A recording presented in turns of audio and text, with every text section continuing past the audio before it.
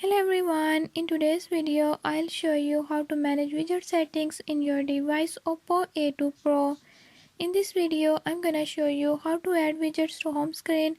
Before I start, if you're new to my channel, don't forget to subscribe and hit the bell icon. Watch complete video and learn how you can do it. Let's watch the video.